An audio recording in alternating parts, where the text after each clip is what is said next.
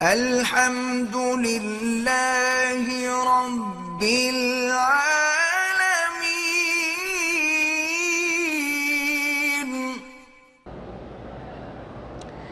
شادی کرنے کے بعد جو لوگ دوسرے ملک میں کمانے کے لیے چلے جاتے ہیں وہ اپنی بیوی سے کتنی دیر دور رہ سکتے ہیں؟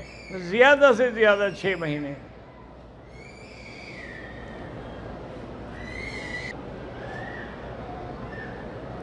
جلال پور میں علماء کی سرپرستی میں ماہانہ درس قرآن کا آغاز کیا گیا ہے۔ اللہ کامیاب فرمائے۔ اس وقت تک 17 مسجدوں میں یہ کام شروع ہو گیا ہے۔ اللہ کرے سارے پاکستان کی مسجدوں میں ہو جائے۔ دوسرا عمرہ ہو یا پہلا ہو یا تیسرا ہو، عورت ہو یا مرد ہو، اس کو لازماً میقات والی جگہ جانا ہوگا۔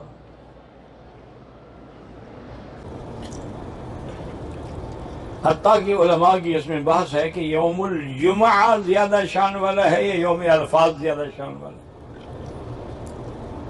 تو علماء نے اس کو یوں جمع کیا ہے کہ یوم عرفات سال میں شان والا ہے اور جمعہ ہر ہفتے میں شان والا ہے۔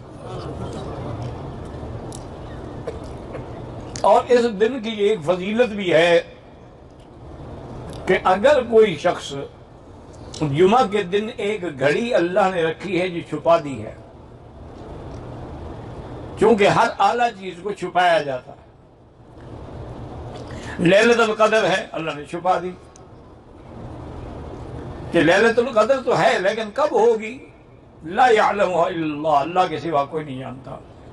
ہو سکتا ہے کبھی 21 میں ہو، کبھی 23 میں ہو، کبھی 25 میں ہو، کبھی 27 میں ہو۔ اسی طرح فیہ ساعۃ مستجابۃ، حضور نے بتایا کہ جمعہ کے دن ایک ایسی گھڑی ہے جس میں جو بھی دعا کرو گے وہ قبول ہو جائے گی۔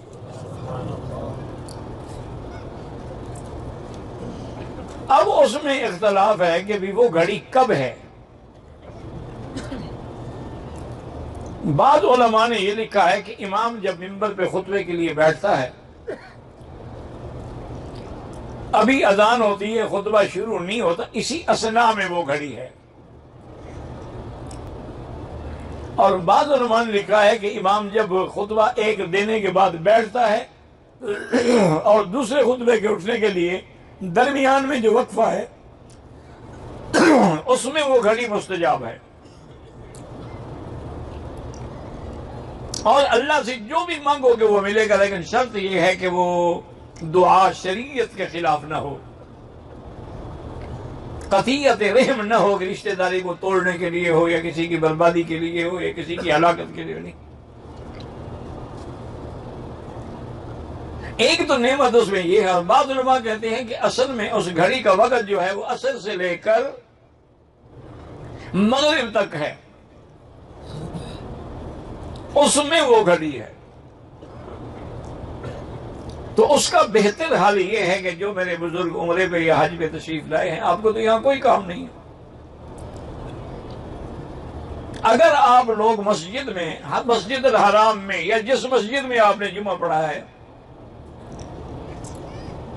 یا جمعہ پڑھ کے کھانا وانا کھا کے عصر کے لیے آئے ہیں، اب عصر سے بیٹھ جائیں اور مغرب تک ذکر کرتے آئیں،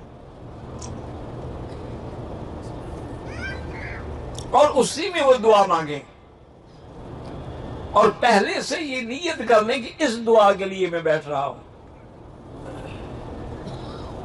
کہ میں نے آج اللہ سے یہ مانگنا ہے۔ ایک نعمت تو جمعہ کے دن میں یہ ہے کہ اس میں ایک گھڑی ہے مستجابہ جس میں دعا قبول ہوتی ہے۔ ویسے بزرگوں ایک بات یاد رکھو کہ دعا جو بھی ہم کرتے ہیں وہ ساری قبول ہوتی ہیں، کوئی بھی رد نہیں ہوتی، لیکن قبول ہونے کا معنی یہ ہے کبھی تو ہم جو مانگتے ہیں وہ مل جاتا ہے، کبھی ہم دعا مانگتے ہیں وہ تو نہیں ملا لیکن اس کی وجہ سے اللہ ہمارے اس ذمے کوئی مصیبت آنے والی تھی اس کو ٹال دیتے ہیں۔ اور تیسری صورت اس کی یہ ہے کہ اللہ فرماتے ہیں کہ میرے بندے کے نامہ اعمال میں رکھ دو، اس دعا کا بدلہ میں اس کو قیامت میں دوں گا، یعنی ملے گا ضرور۔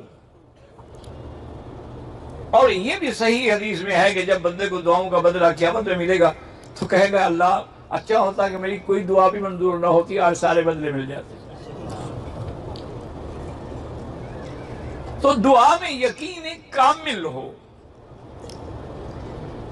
اگر دعا میں آپ خود ہی متذبذب ہیں، پتہ نہیں مدت ہو گئی ہے جی مانگتے ہوئے، ابھی تک تو نہیں ملی، خدا جانے کیا وجہ ہے، یا کہتے ہیں بعض جاہل تو کہہ دیتے ہیں اللہ بھی ہماری سنتا ہی نہیں، یہ تو کفر ہے۔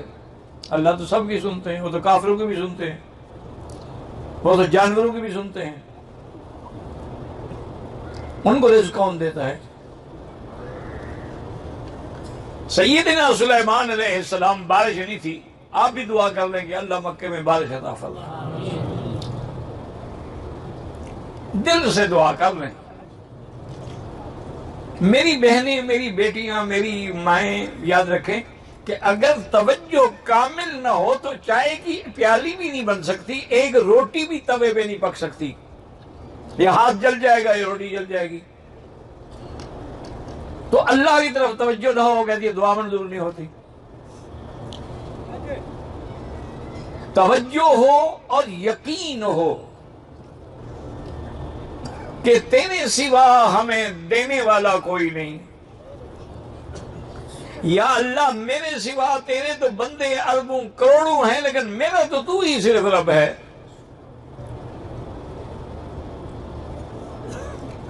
یقین کامل سے دعا کر۔ ایک شخص مکے میں کام کرتا ہے، مدینہ زیارت کے لیے گیا ہے، اس نے عمرہ نہیں کیا، طواف کر کے پاکستان جائے تو ٹھیک ہے، اس کو عمرہ کرنا تو کوئی ضروری نہیں جو مکے میں رہتا ہو۔ اگر کسی ملک سے باہر جائے طواف الوداع صرف طواف کرے گا۔